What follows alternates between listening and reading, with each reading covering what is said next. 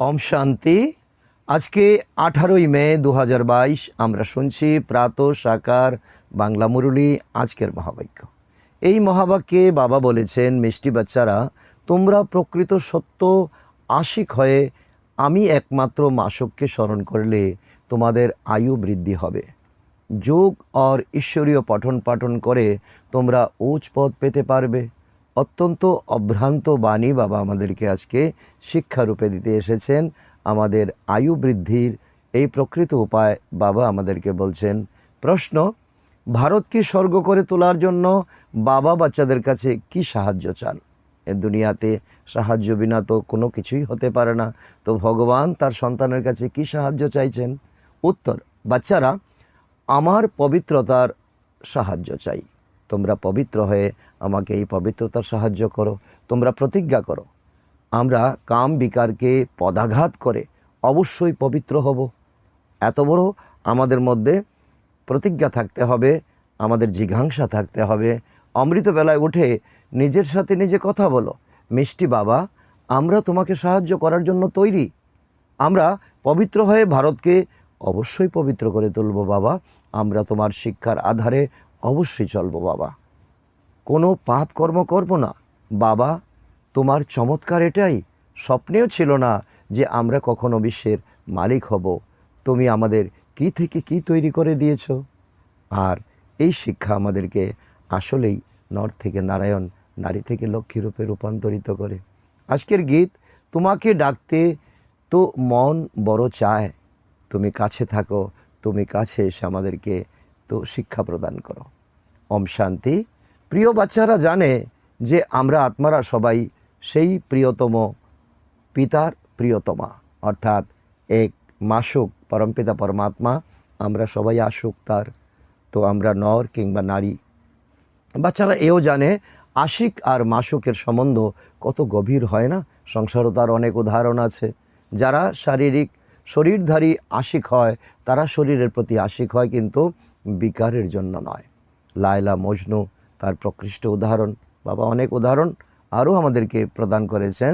বাচ্চারা জানে যখন কারো বিবাহ হয়, যদিও তার স্ত্রী পুরুষ বলা হয়, কিন্তু ওরা পরস্পরের আশিক এবং মাসুক হয় একে অপরকে পতিত করে তোলার জন্য। প্রথম থেকে তারা জানে যে বিকারগ্রস্ত হয়ে যাব আমরা। এখন তোমরা বাচ্চারা আশিক হয়েছ এক মাসুকের প্রতি, পরমপিতা পরমাত্মার প্রতি। তিনি সকল আত্মাদের মাসুক, সবাই ওই একজনের আশিক। সমস্ত ভক্তরাই এক ভগবানের আশিক, কিন্তু পার্থক্য এখানে, ভক্তরা ভগবান সম্পর্কে কিছুই জানে না। ভগবান কে, কোথায় থাকেন, কি তার কর্তব্য, ভগবানের সঙ্গে আমার সম্বন্ধ কি। ভগবানকে না জানার কারণে কোনো শক্তি ইত্যাদি তারা প্রাপ্ত করতে পারে না। 2500 বৎসর ধরে তারা ভক্তিই করতে থাকে, ডাকতেই থাকে। সাধু সন্তরা পবিত্র থাকার কারণে কিছু না কিছু অল্প সময়ের জন্য শক্তি পেয়ে থাকে। তোমরা স্মরণ করো, এই সময় ডাইরেক্ট তোমরা সন্তান হয়েছ, স্মরণ করো একমাত্র মাসুককে। তার সাথে বুদ্ধিযোগ জুড়তে হয়। বিনা বুদ্ধিযোগ জুড়ে তার শক্তি তোমরা পেতে পারো না। যিনি বাবা, শিক্ষক, পতিত পাবন, সর্বশক্তিমান, ওই পরম শক্তির সঙ্গে তোমরা এখন বুদ্ধির যোগ তো জোড়াচ্ছ। ওই বাবার সাথে তোমরা যোগযুক্ত হয়ে শক্তি গ্রহণ করে থাকো। তোমাদের জ্ঞান সম্পূর্ণ আলাদা। তোমরা শক্তি নাও মায়াকে জয় করার জন্য। তোমরা কোনো মানুষের সাথে কোনো যুদ্ধ করার জন্য নয়, মায়ার সঙ্গে যুদ্ধ করার জন্য। এ হলো বুদ্ধির যাত্রা এবং বুদ্ধির শক্তি। এমনই যিনি বিশ্বের মালিক, প্রদানকারী মাসুক, তিনি কতই না মিষ্টি, তাই না? তার সঙ্গে কত মিষ্টি আমাদের গভীর সম্পর্ক। যারাই বাবাকে নিজের করে নিয়েছে তারাই জানে তিনি কত মিষ্টি মাসুক, যাকে সবাই আধা গল্প ধরে স্মরণ করে এসেছে, আর কেউ তাকে নাগাল পায়নি। ওই শরীরধারী আশিক আর মাসুক তো এক জন্মের জন্য হয়। তোমরা তো আধা কল্প ধরে স্মরণ করেছ। 2500 বছর পরে যখন তোমরা প্রাপ্ত করছো, তখন তার প্রতি তোমাদের ভালোবাসা কত গভীর হওয়া চাই। এখন তোমরা বাবাকে জেনেছ, সুতরাং তোমরা কত শক্তি প্রাপ্ত করছো। তোমরা শ্রীমত অনুসারে চলে স্বর্গের শ্রেষ্ঠ থেকে শ্রেষ্ঠ মালিক হচ্ছ, তাই না? আশিক হলো আত্মা, আত্মাই কর্তব্য পালন করে থাকে কর্ম ইন্দ্রিয়ের দ্বারা। এখন বাচ্চারা তোমাদের একটাই তো সুর চলছে যে বাবার কাছ থেকে উত্তরাধিকার নিতে হবে, বাবার কাছ থেকে উত্তরাধিকার নিতে হবে। 20 লেনদেনের জন্য যে গাঁটছড়া বাঁধা ছিল, তো বাবা এসে সেই বাধাকে বাবা ক্যান্সেল করে দিয়েছেন, সেই সমস্ত বন্ধন বাবা ছিন্ন বিচ্ছিন্ন করে দিয়েছেন। তিনি বলেছেন এইসব বিষয় ছেড়ে এখন আমাকে স্মরণ করো। শরীরধারী আশিকের প্রতি সময় তো আশিকের প্রতিটি সময় খেতে উঠতে বসতে মাসুকের স্মরণ থাকে, তাই না? তো তাদের মধ্যে মন্দ ভাবনা থাকে না, এটা বিকারের বিষয় নয়। এখন তোমরা স্মরণ করছো একজনকেই, স্মরণের পুরুষার্থ অনুসারে তোমরা নিজের আয়ু বৃদ্ধি করতে পারো। এই অভ্রান্ত উদাহরণ বাবা আমাদেরকে দিচ্ছেন, প্রকৃষ্ট নিয়ম বাবা বলছেন আয়ু বাড়াতে পারি এই সঙ্গম যুগে বাবাকে স্মরণ করে। মনে করো কোনো ব্রাহ্মণ বলছে তোমার আয়ু 50 বৎসর, এখন বাবা বলছেন তুমি এখন যোগবলের দ্বারা নিজের আয়ু বৃদ্ধি করতে পারো। কত বড় গ্যারান্টি! যোগে যত বেশি সময় থাকবে ততই তোমার আয়ু বৃদ্ধি পাবে। এটা বাবার অত্যন্ত বড় ভবিষ্যৎবাণী। তারপর ভবিষ্যতেও জন্ম জন্মান্তর ধরে তোমরা দীর্ঘায়ু হতে থাকবে। সত্যযুগে যুগে তোমাদের তো অল্পকালের আয়ু থাকবে না, সেখানে অকালে মৃত্যু ঘটবে না। যোগ না থাকলে সাজা ভোগ করতে হবে, তারপর পদও কম হয়ে যাবে, দণ্ড পাবে না। যদিও সুখী সবাই হবে শতযুগে, কিন্তু যোগ আর ঈশ্বরীয় পড়াশোনার মাধ্যমে তার তো বাছাই হবে, তার পদ নির্ণয় হবে। পদের পার্থক্য তো থাকবেই, তাই না? যত পুরুষার্থ করবে ততই উচ্চ পদ পাবে। ধন তো নম্বর অনুসারে হবে, সকলের কাছে সকলেই ধনী হবে, কিন্তু ধনের মাত্রা নম্বর অনুসারে হবে, পড়াশোনার নম্বর অনুসারে হবে, নিশ্চয়ের নম্বর অনুসারে হবে। এরকম ধনী তো সবাই হবে না। সেই জন্য বাবা বোঝান, বাচ্চারা যতটা সম্ভব আমার মতে চলো। এই সময় তোমাদের অত্যন্ত অমূল্য সময়। কেউ আজ জন্ম নিল, আগামীকাল মরে গেল। দান পুণ্য করলে বড় ঘরে জন্ম নেয়, তাই না? এটাই তো আমাদের বিশ্বাস, আর এটাই নিয়ম, ঈশ্বরীয় ল। ঈশ্বর এখন প্রকৃত সত্য আমাদেরকে তুলে ধরছেন। এখন বাবা তোমাদের অবিনাশী জ্ঞান রত্ন দান করে ঝলিয়ে তোমাদের ভরপুর করে দিচ্ছেন, টইটম্বুর করে দিচ্ছেন। তোমরা কত বিত্তবান হয়ে যাও, তাই না? এই অবিনাশী জ্ঞান রত্ন দান তো বলো অথবা বর্ষা বলো, তো বাবার কাছ থেকে তোমরা পাচ্ছ। আকাশ থেকে বৃষ্টি পড়ে, এখন ভগবানের থেকে এখন জ্ঞান বৃষ্টি হচ্ছে, তোমরা বাবার কাছে থেকেই উত্তরাধিকার নিচ্ছ। সুতরাং অন্যদেরও তোমরা পথ বলে দিতে হবে, নতুবা অন্যরা তোমাদেরকে উলহনা দেবে, অজুহাত দেবে। আমরা ভগবানের সন্তান, সুতরাং অবশ্যই আমাদের ভগবতী পদ পাওয়া উচিত এবং অন্যদেরকেও সেই রাস্তা দেখানো উচিত। ভারতে মহিমা করা হয় ভগবতী লক্ষ্মী তো ভগবান নারায়ণ। নতুন দুনিয়াতে ভগবান ভগবতীরাই রাজত্ব করে থাকেন, কেননা ভগবান দ্বারাই ওই পদ প্রাপ্ত করেছেন তারা। এটা হলো ডিগ্রি। তো এই সময়ে পুরুষার্থ করে ডিগ্রি প্রাপ্ত করি, প্রারব্ধ প্রাপ্ত করি আমরা সত্যযুগে ত্রেতাযুগে। কিন্তু বাবা বুঝান, যদি তাদের গড গডেস বলা হয় তবে তো যথা রাজারানী তথা প্রজাদেরও গড গডেস বলতে হবে, সেই জন্য দেবী দেবতা বলা হয়। তো সত্যযুগে দেবী দেবতাদের দেবী দেবতাই বলা হয়, গড গডেস বলা হয় না। তো ভগবান আমাদেরকে তো ওনার সমতুল্য বানান। এই কারণে ভক্তরা বলে দেয় দেবী দেবতাকে, লক্ষ্মীকে, নারায়ণকে গড গডেস বলা হয়, বলে দেয়। তোমরা জানো আমরা ভারতকে স্বর্গ করে তুলছি, পরমপিতা পরমাত্মার শ্রীমতের দ্বারা আমরা রাজযোগ শিখছি। এই সময় কত আমাদের শুদ্ধ অহংকার, তাই না? তারপর রাজ্য ভাগ্যের আমরা অধিকারী হব। পরমাত্মাই স্বর্গের স্থাপনা করেন, তবে তো অবশ্যই তিনি নরকে আসবেন। নরকে আসা বিনা তিনি নরককে স্বর্গ কী করে তুলবেন? তারপরে তো নরককে স্বর্গ করে তুলবেন। এটাই তো দুনিয়ার নিয়ম। কল্প পূর্বেও যা তৈরি হয়েছিল তো তারই নির্মাণ হবে। সবাই তো একরস স্থিতি হয় না, নম্বর অনুসারে পুরুষার্থ করে থাকে সকলে, সেই অনুসারে তার পদ প্রাপ্ত হয়। আজকাল তো বাচ্চারা সাহস করে কাউকে সাহায্য করার দায়িত্ব নিয়ে থাকে, বলে বাবা অমুক বাচ্চা খুব মারধর খায়, তো বাবা মারধর খায়, আমি তার দায়িত্ব নিতে চাই, তাকে বাঁচানোর জন্য বিবাহ করে নেই। এমন অনেক ভাই আছে যাদের বোনদেরকে রক্ষা করার জন্য নিজের জীবনকে কোরবান পর্যন্ত দেন। বাবা বলেন আচ্ছা তো এ তো ঠিকই আছে, কিন্তু তোমার যোগের শক্তির প্রয়োজন এবং জ্ঞানও ভালোভাবে আত্মস্থ তোমাকে করতে হবে। তো বাবা সেই শক্তি প্রদান করেন, বাচ্চার মধ্যে সাহস তৈরি করা প্রয়োজন। তো এইভাবে অবলা নারীকে উদ্ধার করা উচিত। যত বেশি উত্তরাধিকার এবং প্রজা তৈরি করবে, কাটাকে ফুলে পরিণত করবে, সেবা করবে, ততই উচ্চপদ পাবে। কত পরিশ্রম করতে হয়, তাই না? বাবা বলে কি এই ব্রাহ্মণ জীবনে তো তোমাদের তো আলস্য আলবেলাপনের জীবন নয়, বসে থাকার জীবন নয়। বিলেতেও এমন অনেক দম্পতি আছে একসাথে থাকে কিন্তু পবিত্র থাকে, তারপর সমস্ত সম্পত্তি স্ত্রী অথবা কোনো দাতব্য প্রতিষ্ঠানে দান করে যায়। তো কিন্তু জীবনে টার্গেটকে সত্য রাখে, সুস্থ রাখে, সুন্দর রাখে। এখন তোমরা বাচ্চারা পরমপিতা পরমাত্মা মাসুককে পেয়েছো। শিব বাবা হলো আমাদের প্রিয়তম মাসুক, আমরা তার প্রিয়তমা, যিনি তোমাদেরকে বিশ্বের মালিক করে তুলেন। সাধারণ কথা নয়, সুতরাং তাকে কতখানি স্মরণ করা উচিত, ভালোবাসা উচিত। এমন বাবাকে তো খুব স্মরণ করা উচিত। তো বাবা বিনা আমাদের এক মুহূর্ত কাটানো উচিত নয়। তোমরাই বাবাকে জানো, আর কোনো সাধু সন্তরা বাবাকে জানে না, মানে না, বোঝে না, তার শক্তি সম্পর্কে কোনো ধারণাই নেই। এখানে বাবা বাচ্চাদের সামনে বসে আছেন। এই সময় যদি কেউ তো পবিত্র থাকেও কিন্তু পবিত্রতার শক্তি তারা পায় না। এই সময় যারা নিজ মতে, পরমতে, গুরু মতে পবিত্র থাকে, বাস্তবে পরমাত্মার শক্তি তারা প্রাপ্ত করতে পারে না। তোমরা যতটা পতিত পাবন বাবার কাছ থেকে পেয়ে থাকো, বাবা আমাদেরকে তো ফুল গ্যারান্টি দিচ্ছেন তোমরা পরমাত্মা থেকে প্রকৃত পবিত্রতার শক্তি তোমরা পেয়ে থাকো। ওরা তো বাবাকে জানেই না, তো বাবার থেকে পবিত্রতার শক্তি কি করে পাবে? আত্মাই পরমাত্মা অথবা ব্রহ্মই পরমাত্মা এমনটাই তো বলে। এটা তো সম্পূর্ণ ভুল। অনেকের অনেক মতান্তর আছে। এখানে তোমাদের সবাই এক অদ্বৈত মত। এখানে তোমরা বাবার কাছ থেকে তো মনুষ থেকে দেবতা হওয়ার শ্রীমত পেয়ে থাকো। পূর্বের মতোই মানুষ থেকে দেবতা তৈরি করতে দেরি হয় না। পূর্ব কল্পও করেছিল, এই কল্পেও চলছে, আগামী কল্প হবে। বাবা পুঁথিগন্ধময় মানুষদের এসে পবিত্র করে তোলেন, তার মহিমা তো আছে না। শাস্ত্রে তো অনেক শুনেছ, পরে আসছো, কিন্তু এতে কোনো ফল পাওয়া যায় না। এখন বাবা এসেছেন, সুতরাং প্রকৃত পক্ষেই তো ওনার আশিক হতে হবে। আর তোমরা মাসুক হবে। তোমাদেরকে এখন জ্ঞানে তো শক্তিতে এখন তোমাদেরকে সাজানো হচ্ছে। তোমাদেরকে বাবা সঙ্গে করে নিয়ে যাবে না।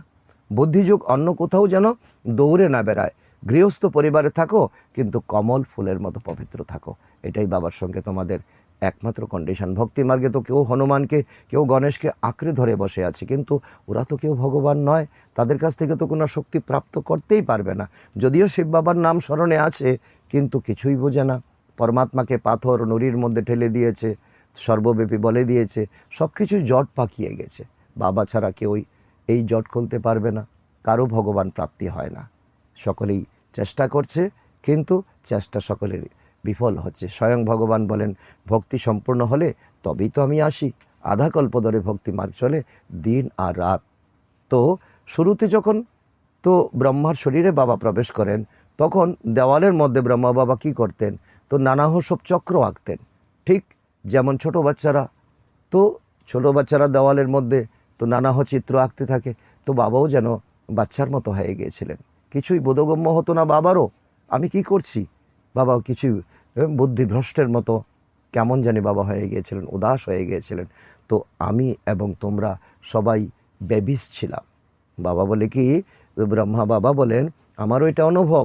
আর তোমরা যখন প্রত্যেকে জ্ঞান পেয়েছো, তো তোমরা তো প্রথমে এরকম বেবিস, কোথা থেকে কোথায় এলাম, কি পেলাম, কি শুনলাম, কি বুঝলাম, আমাদের নিজেরাই কোনো বিশ্বাস বোধ হচ্ছিল না। তারপর ধীরে ধীরে বুদ্ধিতে এসেছে ব্রহ্মা বাবার এবং ব্রাহ্মণ সন্তানদের সকলের জীবনের এই অনুভব অবশ্যই আছে। এখন তোমরা ঈশ্বরীয় পড়াশোনা করে বিচক্ষণ হয়ে গেছো, সুতরাং খুব সহজ রীতিতেই বোঝাতে পারো। যখন তোমরা বুঝতে পেরেছো, তখন বোঝাতেও পারবে। এমন মনে করবে না যে এই বাচ্চা অনেক পুরানো, এই জন্যই আমার থেকে হুঁশিয়ার, আমি তো এত পড়াশোনা করতে পারবো না। বাবা বলেন, বাচ্চারা শেষে যারা আসবে তারা আরও এগিয়ে যাবে, লাস্ট সো ফাস্ট। দেরিতে আসবে যারা, তারা আরও বেশি করে দিনরাত উৎসাহের সঙ্গে যোগযুক্ত থাকবে। তার মধ্যেই সবচেয়ে সফলতার সার্থকতা। প্রতিদিনই খুব ভালো ভালো পয়েন্টস পাওয়া যায়। পরমপিতা পরমাত্মা স্বর্গের রচয়িতা না, সুতরাং তার কাছ থেকে উত্তরাধিকার পাওয়া উচিত, তাই না? শতযুগে ছিল, এখন নেই। তবেই তো বাবা আবার এসেছেন বর্ষা দিতে। কত রকমভাবে উপায় বের করা হয় যাতে বাচ্চারা সব সময়ের জন্য এসে যোগে বসে। যোগের প্রতি বাচ্চাদের ইন্টারেস্ট বাড়ানো চাই।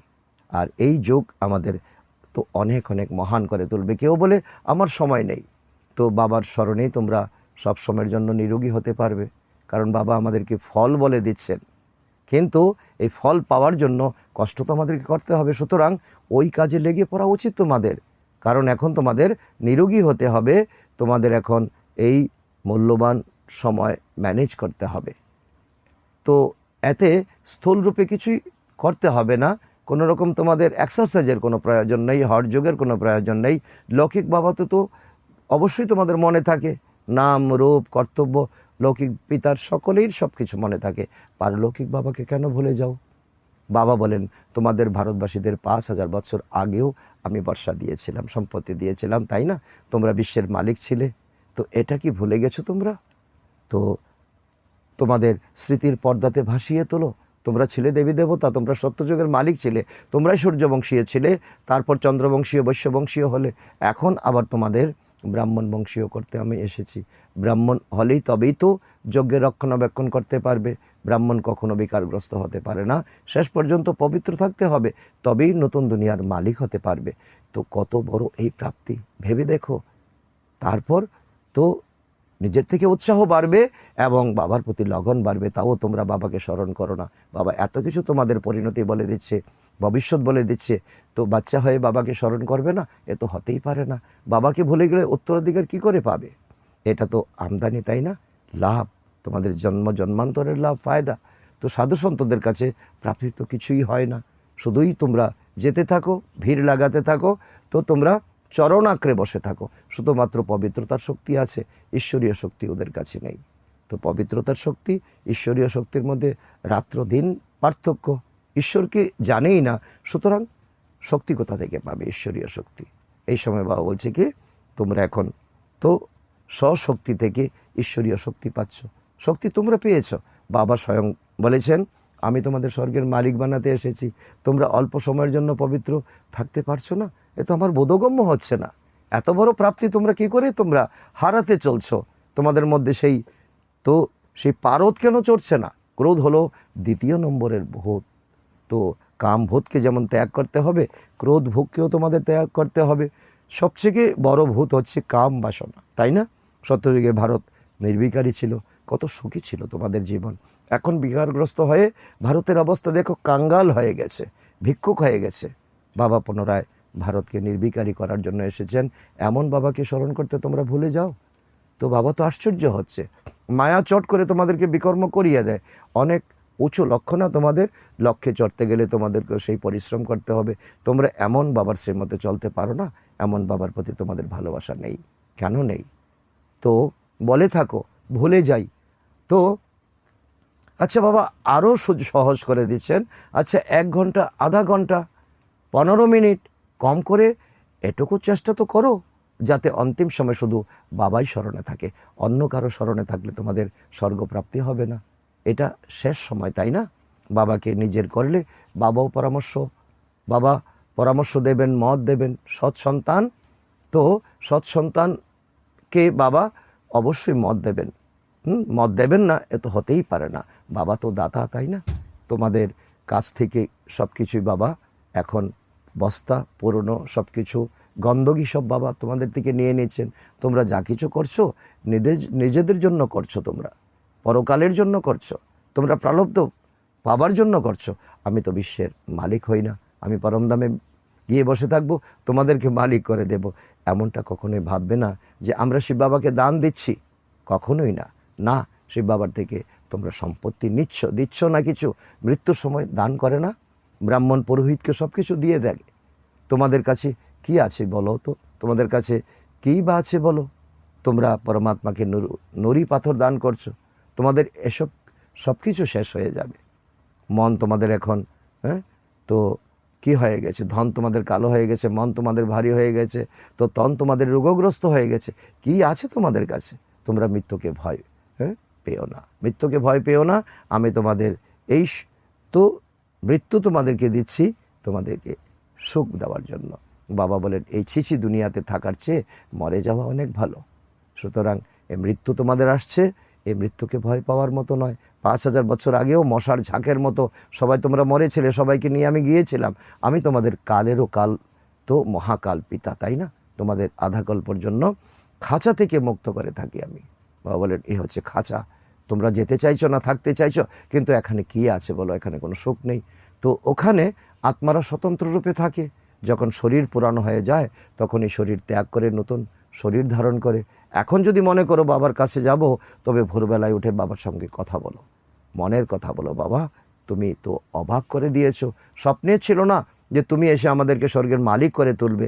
আমরা তো সম্পূর্ণরূপে অন্ধকারে ছিলাম বাবা। বাবা, সব কিছু চমৎকার।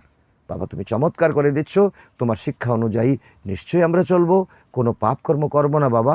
কামনা বাসনার ভূতকে প্রথমে আমরা তাড়াবো, প্রতিজ্ঞা, পবিত্রতার প্রতিজ্ঞা করব বাবা। মিষ্টি বাবা, আমরা তোমাকে অবশ্য সাহায্য করব, পবিত্রতার সাহায্য করব। তো এই সময় তো এরকমভাবে বাবার সঙ্গে বার্তালাপ করতে হবে। যেমন বাবা পুরুষার্থ করেন, তো বাচ্চাদেরকে শোনান, ব্রহ্মা বাবা তার অনুভব শোনান তার সন্তানদেরকে, আমাদেরকে, বাচ্চাদেরকে। তো বাবা, আমরা অশরীরে এসেছিলাম, এখন মনে পড়েছে এই পুরানো দুনিয়াকে ভুলে যাওয়ার পুরুষার্থ করতে হবে। শিব বাবার এত সংখ্যক বাচ্চা, ভাববেন তো, তাই না? ব্রহ্মাও ভাববেন কত সংখ্যক বাচ্চা, তাদের খুব ভালোভাবে দেখাশোনা করতে হয় যাতে বাচ্চারা আরামে থাকে। শিব বাবার যেমন চিন্তা, ব্রহ্মা বাবার তো চিন্তা। তো এখানে তোমাদের ঈশ্বরের ঘরে আছো, তোমরা ঈশ্বরের কোলে আছো। তোমাদের কোনো চিন্তা, কোনো তোমাদের ভয়ের কিছু নেই, তোমাদের কোনো রকম দুশ্চিন্তার কিছু নেই। এখানে কোনো খারাপ সঙ্গ নেই। বাবা তোমাদের সামনে বসে আছে, তোমাদের সাথে খাচ্ছে বাবা, তোমাদের সাথে বসছে বাবা, তোমাদের সঙ্গে বার্তালাপ করছে। তোমরা জানো শিব বাবা ব্রহ্মার শরীরে প্রবেশ করে তো বাচ্চারা বলতে থাকেন, এ তো তোমাদের কত বড় ভাগ্য। তিনি বলেন, আমার প্রিয় বাচ্চারা, তোমরা প্রতিজ্ঞা করো যে কখনোই বিকারে যাবে না। এতটুকু সাহায্য আমাকে করো, পবিত্রতার দ্বারা আমাকে সাহায্য করলে আমি ভারতকে অনায়াসে আমি পবিত্র করে তুলতে পারবো। বাচ্চারা সাহস রাখলে বাবা সহায়তা করবেন। হিম্মতে বাচ্চে মদতে বাপ, এ কথা স্মরণে আসে না বাচ্চাদের। হিম্মত করো, কল্পে কল্পে আমি এসে এই কর্তব্যই তোমাদের দিয়ে করি, ভারতকে স্বর্গ করে তুলি। তোমরাই করো, কিন্তু আমি তোমাদেরকে এই ভালো শিক্ষা আমি প্রদান করি। যে পরিশ্রম করবে সেই স্বর্গের মালিক হবে। কংগ্রেসিরা বাপুকে কত সাহায্য করেছিল, গান্ধীজিকে। এখন দেখো রাজ্য পেয়েছে, কিন্তু রামরাজ্য তো হয়নি। হ্যাঁ, আরও তো শয়তানের রাজ্য হয়ে গেছে, প্রতিদিন আরও তমপ্রদান হয়ে যাচ্ছে। বাবা এসে সুখধামের মালিক বানাচ্ছেন। আধা কল্প তোমরা সুখে থাকো, আধা কল্প সত্যযুগ ত্রেতাযুগ তোমাদের উপহার। আচ্ছা, মিষ্টি মিষ্টি হারানিধি বাচ্চাদের প্রতি মাতা পিতা বাপদাদার স্মরণের স্নেহ সুমন আর সুপ্রভাত। আত্মাদের পিতা ওনার আত্মারূপী বাচ্চাদেরকে জানাচ্ছেন নমস্কার। আমরা আত্মারূপী সন্তানরা আমাদের মাতা পিতা বাপদাদাকে জানাই স্মরণের স্নেহ সুমন এবং সুপ্রভাত। ধারণার জন্য মুখ্য সার নাম্বার 1, প্রকৃতপক্ষে সত্যিকারের আশিক হতে হবে, নিজেকে আশিক বানাতে হবে। আমার মাসুক হলো এক পরমপিতা পরমাত্মা। বুদ্ধিযুগ এক প্রিয়তমের সাথেই জুড়তে হবে। বুদ্ধি যেন এদিক ওদিক না ছুটে বেড়ায়, এর প্রতি অ্যাটেনশন দিতে হবে।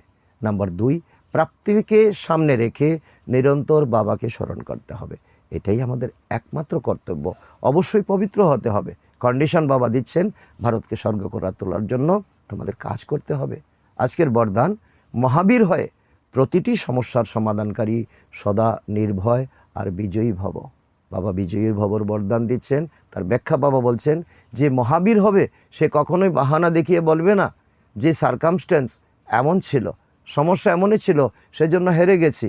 সমস্যার কাজ হচ্ছে আসা, আর মহাবীরের কাজ হচ্ছে সমস্যার সমাধান করা, নাকি হেরে যাওয়া। মহাবীর সেই যে সব সময় নির্ভর হয়ে বিজয়ী হয়, ছোট ছোট ব্যাপারে দুর্বল হয়ে পড়ে না। মহাবীর বিজয়ী আত্মারা প্রতি পদক্ষেপে শরীরে মনে খুশি অনুভব করে, কখনোই উদাস হয়ে পড়ে না। তাদের কাছে দুঃখের ঢেউ স্বপ্নেও আসতে পারে না। স্লোগান, সবার প্রতি সবসময় কল্যাণের ভাবনা রাখো, এটাই জ্ঞানী যোগী আত্মার লক্ষণ। আজকের সমান আমি বিজয়ী আত্মা। আচ্ছা, ওম শান্তি।